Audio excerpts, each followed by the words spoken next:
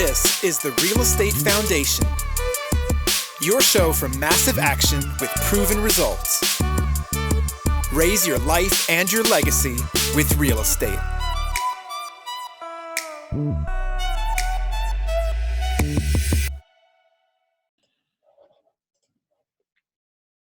If you're not using retirement funds to invest in real estate, you're leaving capital on the table. With a self-directed IRA from Advanta IRA, retirement funds can be used to invest in rental properties, rehab projects, private loans, multifamily syndications, and much more. Advanta's IRA's dedicated one-on-one account managers make the investing process fast, easy, and reliable for you and your investors. Plus, if you're self-employed, Advanta IRA offers a low-cost QRP or solo 401k plan so you can maximize retirement savings, invest in real estate, and avoid UBIT tax. If you're raising capital or have a network of passive investors, Advanta IRA can help you unlock the trillions of dollars that sit in retirement accounts. Whether it's that fixer-upper down the street or a large multifamily property, make sure you or your investors never miss out on another investment opportunity. Go to advantaira.com/REI today to learn more. That's advantaira.com/REI.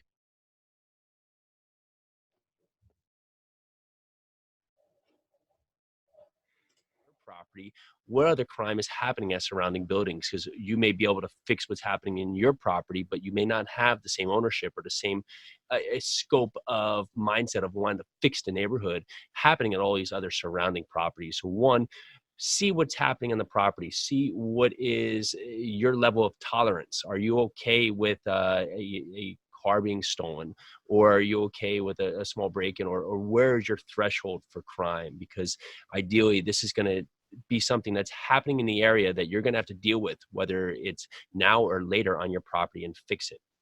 Second thing is go to the FEMA site. You want to plug in the address and see if this is actually in a flood zone. And there's of course a lot of flood zones today. There's the AE, the VE, the X zone. They all have various levels of concern. But the one thing to note here is that flood insurance is very expensive, and over the next series of years, it's going to go up incrementally as the NFIP, the National Flood Insurance Program, tries to catch up and tries to stop basically going under. So if you are in a flood zone, you're going to have some varying levels of costs that are going to be added to your bottom line. And now if the prior owner was holding this in cash, they don't have to have flood insurance. You have to weigh this in and see how this reflects for your cash flow, and honestly how this affects your loan, because it can be very difficult to cut this flood insurance down without doing some very expensive repairs or renovations or additions to make the property more FEMA compliant.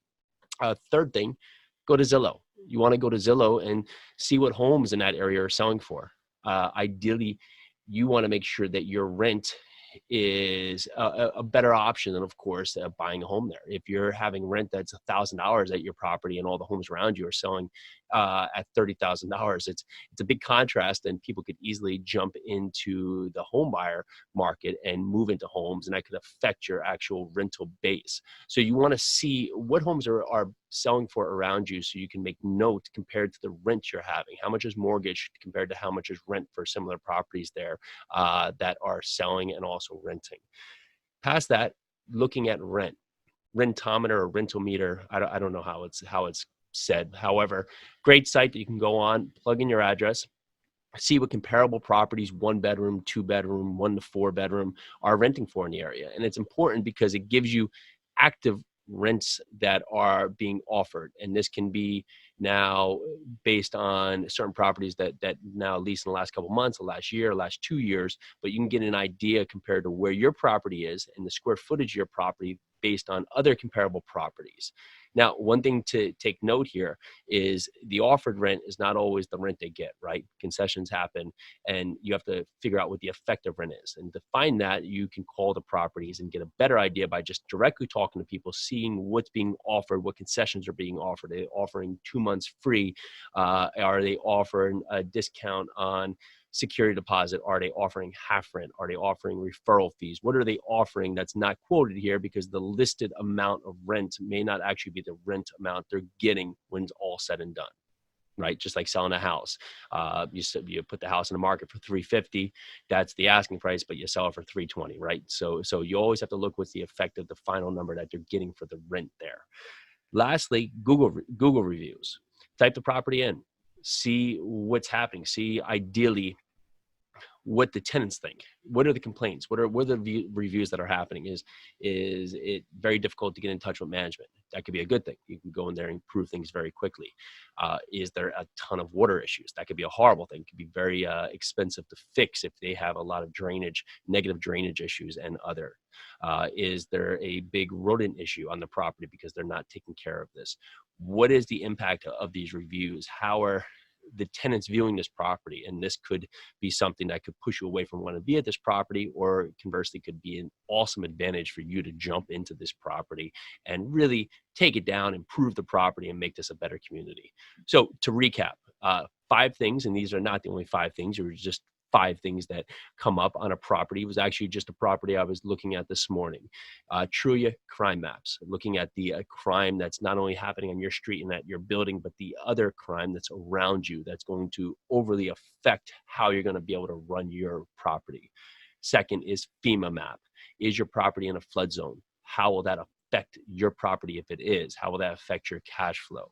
Third is Zillow. What are homes in that area selling for? What is the impact on the sale price compared for getting a mortgage on a traditional mortgage versus on the actual rent that you're going to be asking for your property? Rent-a-meter is number 4. What are other rents in that area? What are other properties? What are other square footage of similar properties, and what are they renting for? What could be the possibility, either your rent increases, or if you're over market, what may be the adverse effect of your rents? And lastly, the reviews of the property, searching the property on Google. What are some of the negative reviews, positive reviews? What's the feedback that you can use to your advantage when sourcing this property? So 5 things we do. Take them, put them into your toolbox.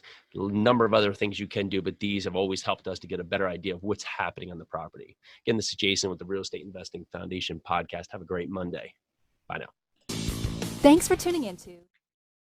If you're not using retirement funds to invest in real estate, you're leaving capital on the table.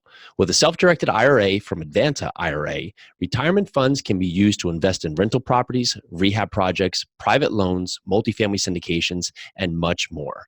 Advanta's IRA's dedicated one-on-one account managers make the investing process fast, easy, and reliable for you and your investors. Plus, if you're self-employed, Advanta IRA offers a low-cost QRP or solo 401k plan so you can maximize retirement savings, invest in real estate, and avoid UBIT tax. If you're raising capital or have a network of passive investors, Advanta IRA can help you unlock the trillions of dollars that sit in retirement accounts. Whether it's that fixer-upper down the street or a large multifamily property, make sure you or your investors never miss out on another investment opportunity. Go to advantaira.com/REI today to learn more. That's advantaira.com/REI.